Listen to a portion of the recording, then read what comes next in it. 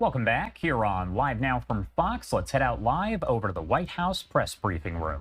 Yes. Good. It's good to see you back here. We have another busy week.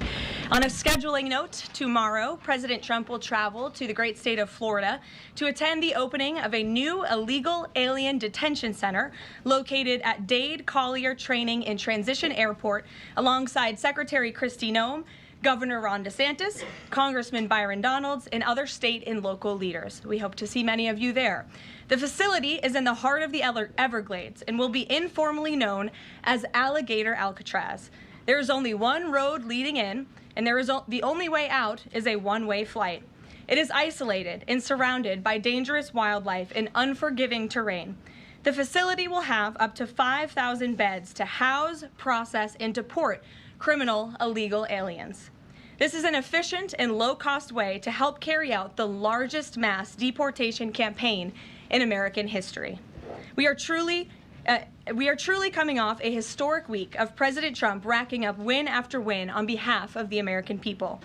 President Trump restored peace through strength and acted decisively as commander-in-chief to obliterate the immediate threat of the Iranian regime's nuclear capabilities and then brokered a ceasefire between Israel and Iran, which continues to hold. Then, the president traveled to the Netherlands and achieved a monumental win for the United States and the NATO alliance by getting our allies to dedicate 5% of their GDPs to military spending. As a result of President Trump unleashing American energy dominance, summer gas prices are at the lowest they have been in 4 years, heading into the July 4th week. And with the incoming Trump economic boom, the stock market continues to roar back, with the S&P 500 and the NASDAQ both hitting record highs. And on this point of an economic boom, I bring to you original correspondence from the President of the United States to our Fed Chair, Jerome Powell. As the president has consistently stated, the American economy is booming. And there were so many economic analysts who said that this president's policies would drive our economy down, when in fact we have seen the opposite. We've seen a massive deregulation campaign take place. We've seen inflation completely diminished from where it was under the reckless spending and the bad policies of the previous incompetent administration. I would remind the Fed chair, and I would remind the entire world, that this is a president who was a businessman first, and he knows what he is doing. He has a proven economic formula that worked in his first term as president, and it is working again. The one problem that remains is high interest rates for the American people. The American people want to borrow money cheaply, and they should be able to do that. But unfortunately, we have interest rates that are still too high. So the president sent this note to the Fed chair today. And if you look at this chart, this is a chart of all of the interest rates of many countries throughout the world. At the top is Switzerland. They're only paying a quarter for interest rates. Cambodia, Japan, Denmark, Thailand, Botswana, Barbados, Taiwan, Bulgaria, Cuba, Sweden, Morocco, Cabo Verde, South Korea, Algeria, Canada, Albania, Libya, Malaysia, China, New Zealand, Trinidad and Tobago, Czechia, Bolivia, Australia, Costa Rica, the Bahamas, Kuwait, Papua New Guinea, Bosnia, United Kingdom, and the UAE are all paying lower interest rates than the United States of America, which has one of the hottest and strongest economies in the world. The president sent this note to the Fed chair. It says, Jerome, you are as usual too late. You have cost the USA a fortune and continue to do so. You should lower the rate by a lot. Hundreds of billions of dollars are being lost, and there is no inflation. And the president is right. There is historically low inflation thanks to his policies. And we will continue to drive down the cost of living in this country for Americans. We will continue to deregulate.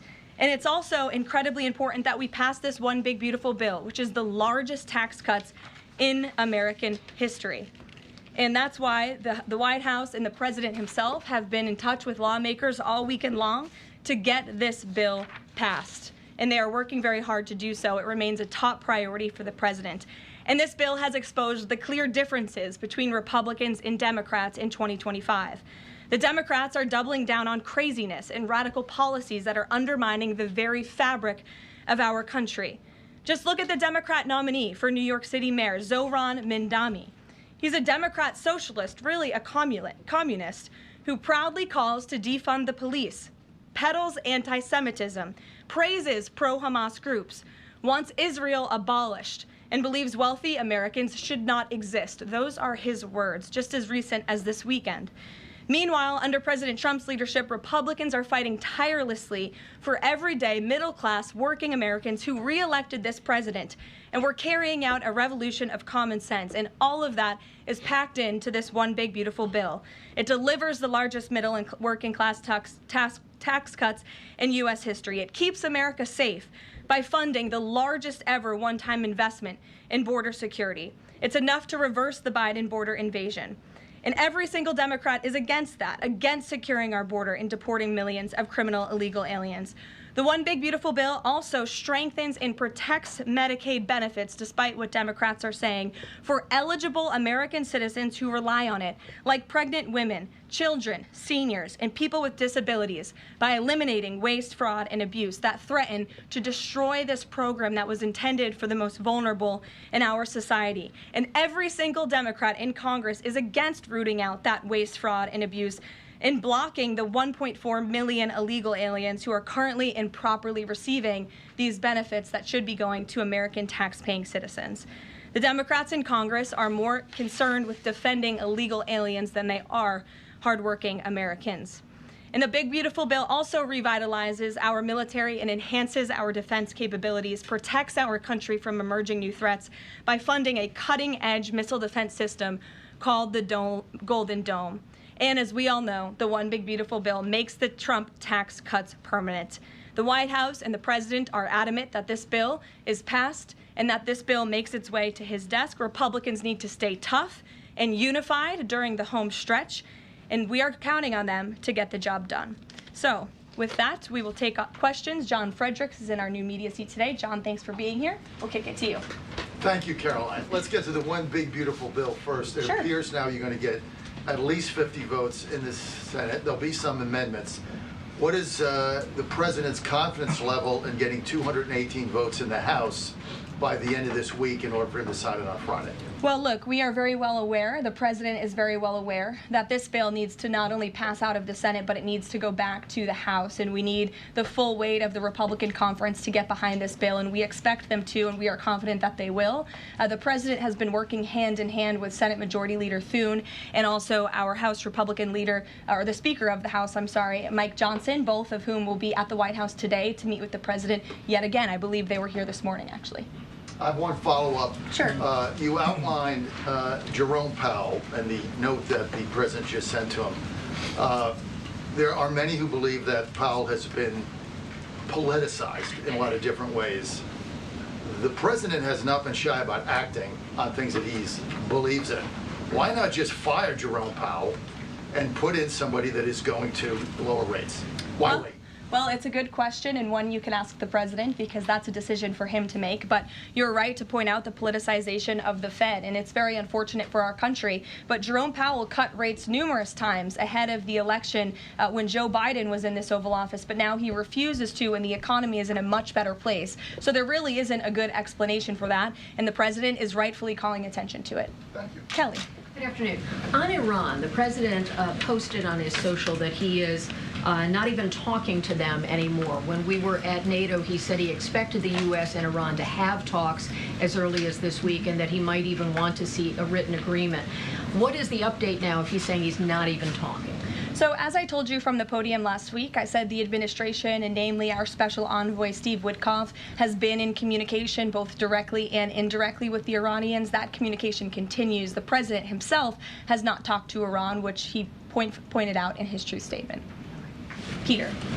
Thank you, Caroline. Does President Trump want Zohran Mamdani deported?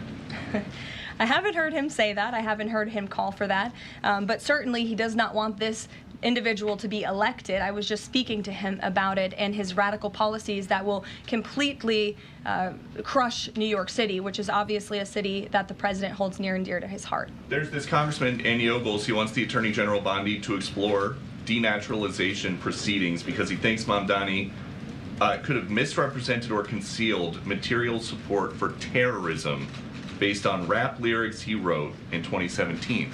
Does President Trump think this is a worthwhile use of the Attorney General's time? Well, I'll let the president speak to that. I have not seen those claims, but surely if they are true, it's something that should be investigated. And Could President Trump see himself, you said you just talked to him about this, could he see himself working with a mayor, Mamdani, somebody who, on Meet the Press this weekend, was given 3 chances to condemn the phrase globalize the intifada, but he couldn't?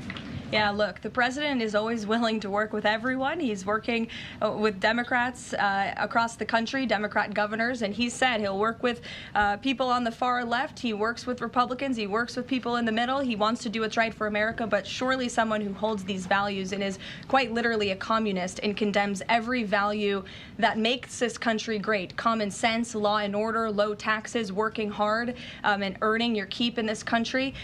He's against all of that, and I think the president would find it difficult to work with someone like that. If he is elected, I'm sure you'll hear more from the president on that, but we'll have to see. Hopefully the voters of New York City choose wisely. Sure. Thanks, Caroline. The president on Friday said that he was hopeful of a Gaza deal within the next week.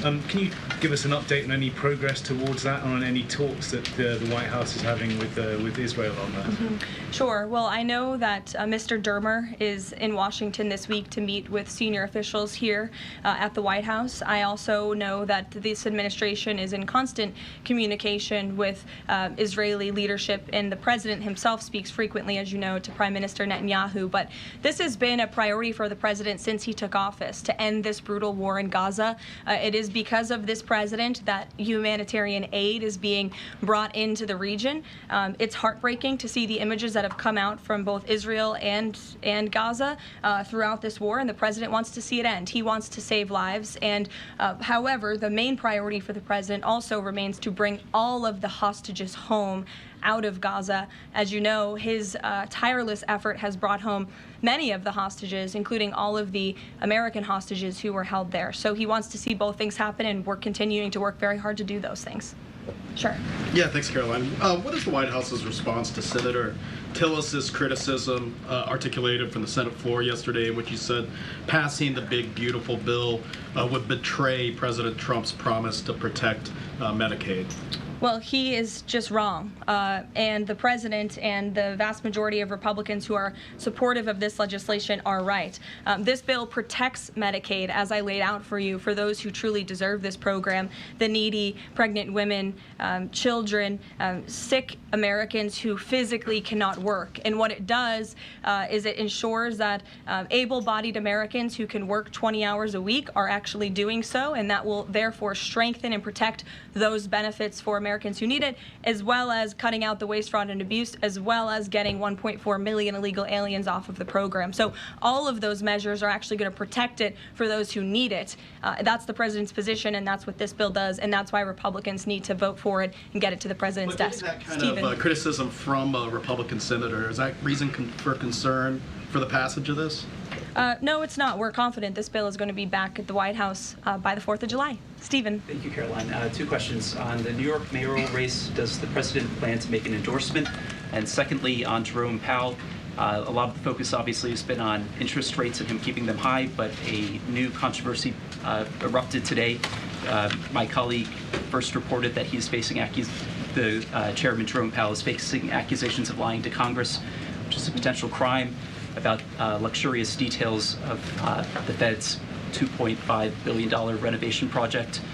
Senator Loomis has called attention to this. Some experts want him to be investigated. Does the White House want these allegations investigated and, if found substantiated, punished? I'll have to take a look at those allegations, and I will raise them to the president's attention and let him speak on them himself. To your first question regarding the mayoral race, the president was asked that yesterday by Maria Bartiromo. He refused to give an endorsement, so you won't get one from me at this podium unless he wants me to do that. Philip, go ahead. Oh, okay. Sure. And then I can go to you. Cool. Thanks. Thank you. The president said that he's working on a temporary pause for immigration enforcement in certain industries. I'm wondering what you can tell us about how he's determining which industries are deserving of a pass. He mentioned farmers, but what about, say, construction workers? I mean, shouldn't there just be one standard here? I don't have any more details to read out for you, but what I can tell you is that the White House is working closely every day with the Department of Agriculture as well as the Department of Homeland Security when it comes to workforce enforcement, worksite enforcement, and the president's focus and the focus of this administration is, of course, to remove public safety threats from the streets and to deport as many of the illegal criminals, especially the violent criminals that we know are still here because of the previous administration. So that's the main priority and the goal. And then the president has already made cuts to the office of the Director of National Intelligence, but now Senator Tom Cotton has put forward a bill that would cut the office by another 60%. What's the president's reaction to that legislation, and is this something that he would support, those additional cuts? I don't know if the president's even aware of that legislation, but I will get you a response if he is aware and if he wants to respond to it. Go ahead. Thanks, Caroline. You mentioned the dangerous wildlife at the alligator Alcatraz. Is that a design feature? Why is the president going with this mega bill in such a precarious position in the Senate? And then also, can you talk about the CBO estimate that it would add about 11 million uninsured? Well, look, when you have illegal murderers and rapists and heinous criminals in a detention facility surrounded by alligators, yes, I do think that's a deterrent for them to try to escape. We do know that some of these illegal criminals have escaped from other detention facilities, like one in New Jersey, which I know was recently reported on. So, of course, we want to keep the American people safe, and we want to remove these public safety threats from our streets, and we want to effectively detain them as best as we can. As for why the president is going, I think his trip to this detention facility actually underscores the need to pass the One Big Beautiful Bill, because we need more detention facilities across the country. The last administration let in nearly 20 million illegal people from all over the world, and this administration is focused on arresting and detaining them. But in comparison to that 20 million illegal criminal population in our country, we only have 7,000 ICE agents in the interior who are doing this very important work. And so we obviously need more personnel, we need more resources, and that's why we need to pass the One Big Beautiful Bill. On the CBO's. Go ahead. Yes, in the pink. Oh, thank you. Thank you. Welcome. Can you please share some details of China trade deal? Has the U.S. agreed to ease some export, technology export restrictions? Sure. Well, the final language that was agreed upon in both Geneva and in London was signed just past week. We can get you that final text of the agreement. Go ahead. Thank you, Caroline. Eamon, and then behind you. Okay, thanks, Caroline. So on Jay Powell, has the president got a short list of who he wants to see as Jay Powell's successor, and is he going to name a successor as early as this summer? I won't get ahead of the president on any announcements on that. Does he like Scott Besson for the job? Again, I won't get ahead of the president. And on TikTok, if you could, real quick, he said yesterday he's got a buyer, but the question there is, does he have a seller? And do you have any indication from the Chinese government that they've authorized a sale of TikTok to the U.S. or to U.S. buyers? What I can tell you is that these discussions with China regarding the sale of TikTok have been ongoing at the highest level, and they will continue. As you know, we have another 90-day extension, and it's just to continue to work out this deal and make sure that TikTok stays on for the American people. That's the president's main goal in this, while protecting their privacy and their security. Behind you. Go ahead. Thank you, Caroline. The president has been calling for a deal in Gaza for 2 days and many posts. Who is blocking the deal? And one other thing, when he posted on Netanyahu's trial, also he said it interferes with the negotiations on Iran and on Gaza. What did he mean by that? I'm sorry, to your second question? Question. When he posted about the Israeli Prime Minister trial, he said it interferes with the negotiations on Gaza and on Iran. What did he mean by that? It interferes because it physically and logistically was interfering. The Prime Minister was slated to go to court last week when he's in the middle of negotiating a peace deal and bringing hostages out of a war-torn region. And so the president was simply, I think, emphasizing his empathy that he has for Bibi Netanyahu and seeing him go what he's going through with his own judicial system in the state of Israel. Clearly, the president knows that very well. He, too, was a victim of a judicial system that was trying to put him in jail, as you all know. You all covered it. But President Trump prevailed. That's why he's back in the Oval Office, and he believes that Bibi Netanyahu is a great leader for the people of Israel. The president just worked with him closely to end that 12-day war and to obliterate Iran's nuclear facility, to take out that imminent threat, not just to the state of Israel, but also to the United States of America and the rest of the world. And he believes that Prime Minister Netanyahu should be praised for that. Go ahead. Thanks, Caroline. On the mega bill and the amendment that would limit Medicaid expansion under the Affordable Care Act, does the president want that amendment to pass? The president wants this bill to pass. Meredith. Hey, thanks, Caroline. On trade, we have this looming July 9th deadline coming up. We heard the Treasury Secretary say that he expects to wrap up these trade deals by Labor Day, but when President Trump was asked yesterday about any extensions by July 9th, he said, I think that would be necessary. So is the president ruling out any extensions on trade for any nations, even if they're negotiating in good faith? Well, you heard from him directly. He said he did not think that it would be necessary. He is going to set the rates for many of these countries if they don't come to the table to negotiate in good faith. And he is meeting with his trade team this week to do that. Mary. Thanks, Caroline. I just watched a CNN segment on a new app called Ice Block, and it kind of appeared to be promoting this app where you can tell people where ICE agents are. Given the recent rise... An app that tells people where ICE agents are? Yes. And given the rise, I believe 500% increase in assaults on ICE agents, I wanted to see if you could comment on that and why CNN would be promoting such an app. Well, it's a very good question. I'll have to go back and watch the clip myself, but surely it sounds like this would be an incitement of further violence against our ICE officers. As you know, as you stated, there's been a 500% increase in violence against ICE agents, law enforcement officers across the country who are just simply trying to do their jobs and remove public safety threats from our communities. And that's something we as Americans, including journalists at CNN who live in many of these cities where illegal aliens are hiding and were let in from the previous administration, should be very grateful for. So we haven't seen the clip. We'll take a look at it, but certainly it's unacceptable that a major network would promote such an app that is encouraging violence against law enforcement officers who are trying to keep our country safe. Caroline, Shelby. I just wanted to get a clarification on the Senator Rick Scott's amendment. It sounds like the president is agnostic about whether it's attached. Is that accurate? Look, I'm not going to get into the details of the discussions that are ongoing right now, but the president wants these senators to come to a conclusion to get this bill back to the White House as soon as possible and make sure that it's a piece of legislation that can make its way back through the House as well. So obviously there's some ping-ponging between both sides of Capitol Hill right now, but that's why Senator Thune and Speaker Johnson are working with the president in lockstep every step of the way. In the back, News Nation, go ahead. Thanks, Caroline. The president did and then in front of you, yes. In front of I'll take both of you. The president did announce last week that the trade deal with India is closed and this could happen anytime soon. Are there any roadblocks as of now? Are there any updates on that?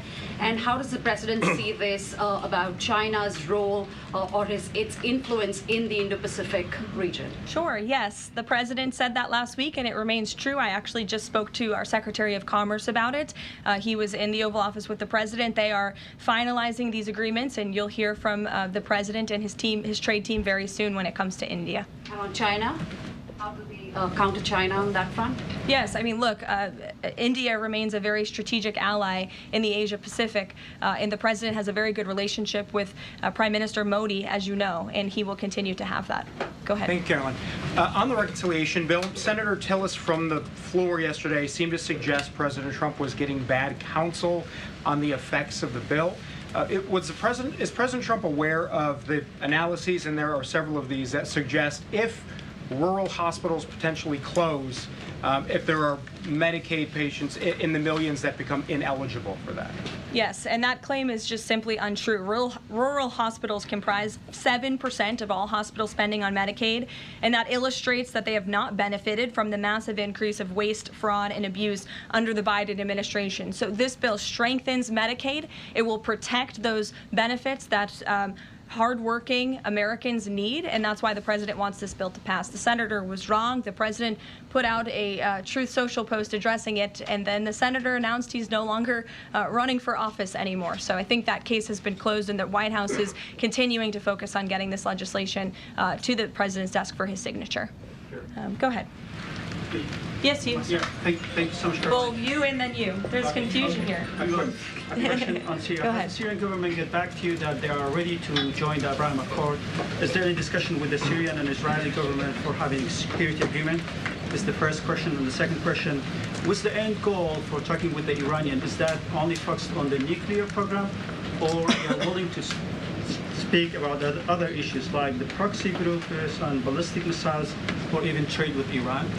So as for discussions between Syria and Israel, you'll have to reach out to those respective governments. I can't comment on that. But what I can tell you is that this afternoon, the president will be signing an executive order to terminate the United States sanctions program on Syria. And this is in an effort to promote and support the country's path to stability and peace. The order will remove sanctions on Syria while maintaining sanctions on the former President Assad, his associates, human rights abusers, drug traffickers, persons linked to chemical weapons activities, ISIS and their affiliates, and Iranian proxies. And this is, again, an action that the president promised and shocked the world with in Saudi Arabia, because he's committed to supporting a Syria that is stable, unified, and at peace with itself and its neighbors. The president met with Syria's new president when we were in the Middle East, as you know, and so this is another promise made and promise kept by this president to promote peace and stability in the region.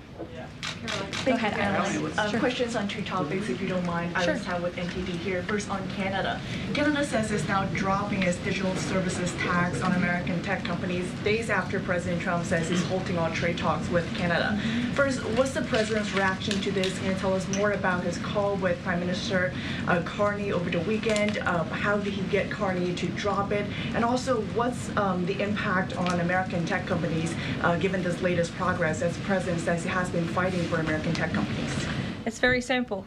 Prime Minister Carney in Canada caved to President Trump in the United States of America. And President Trump knows how to negotiate, and he knows that he is governing the best country and the best economy in this world, on this planet. And every country on the planet needs to have good trade relationships with the United States. And it was a mistake for Canada to vow to implement that tax. That would have hurt our tech companies here in the United States. The president made his position quite clear to the Prime Minister, and the Prime Minister called the president last night to let the president know that he would be dropping that tax, which is a big victory for our tech companies and our American workers here at home. And on Harvard, if you don't mind, the administration today formally accused Harvard of violating civil rights laws by not doing enough to fight anti-Semitism. We know that the president has talked to us before. Good afternoon, everybody. Good afternoon. Did everyone have a good weekend? With anti-Semitic stickers, including one that showed the Israeli flag with a swastika. The Harvard campus was racked by demonstrations, as you all know, violent protests that violated the university's rules of conduct. The demonstrations called for genocide and murder, denied Jewish and Israeli students access to campus spaces. These are all facts that Harvard cannot dispute, and that's why the administration has found them in violation of Title VI and has threatened to withhold their federal funding, because if you break federal law, you should not be receiving federal tax dollars. And so I rest my case on Harvard. Andrea. Yeah, so President Macron of France earlier today said that tariffs levied by powerful countries are often a form of blackmail, and criticized the sort of process that's underway. Didn't mention the United States specifically, but said that these tariffs are really hurting developing countries. So there's this big UN conference going on. What do you say to that? What is the president, was he aware of that comment, and did he have any response? I think the president and the White House would certainly reject that characterization by Prime Minister Macron. Tariffs are an effective use of presidential power to bring back the middle class, to bring back our manufacturing industry, which was the backbone of our American economy and has been hollowed out by globalist politicians who have caved to foreign countries instead of doing what's right for American workers. That's why the president is effectively utilizing his authority to wage tariffs and to utilize tariffs, and continues to be in discussions and negotiations on trade to do what's right for America. And Europe and the rest of the world might not be used to that, but President Trump is back in town, and he's going to do what's right for our people and our country. Can I just follow up on Netanyahu? So there's a report in Israeli media that the Prime Minister will actually be here, that Netanyahu will be here today meeting with the President. Can you confirm that? I don't believe Prime Minister Netanyahu is here today. Okay. I think you guys would know about that by now. Okay. Unless there's something going on I don't know about, but I don't believe he is. I do know he has expressed interest in coming to Washington and meeting with the President, and we are working on a date for that. I do not believe it is today, but that would be fun. You never know in this White House, let's be honest. Go ahead. Thanks, Caroline. Does the President support this new measure in the big, beautiful bill that would impose steep new taxes on new wind and solar projects? I believe you're referring to the credits for wind and solar projects. No, And I'm talking about the new tax. There's a new tax that it's estimated would add 10 to 20% to the cost of any new wind and solar projects that start after this year.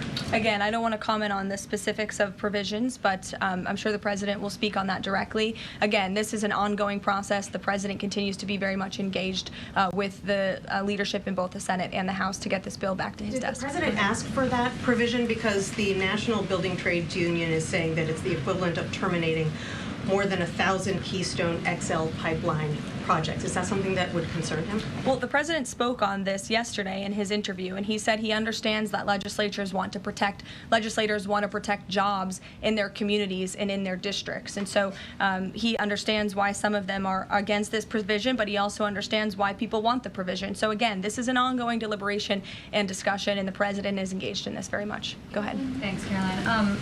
We've been hearing from White House officials for weeks that you're close on trade deals with a number of countries. Can we get any update on which countries will have deals by the 9th and when there may be any announcements? I'll let the President and the trade team speak on it. Can you respond to the CBO estimate that the Senate bill would increase the deficit by nearly $3.3 trillion?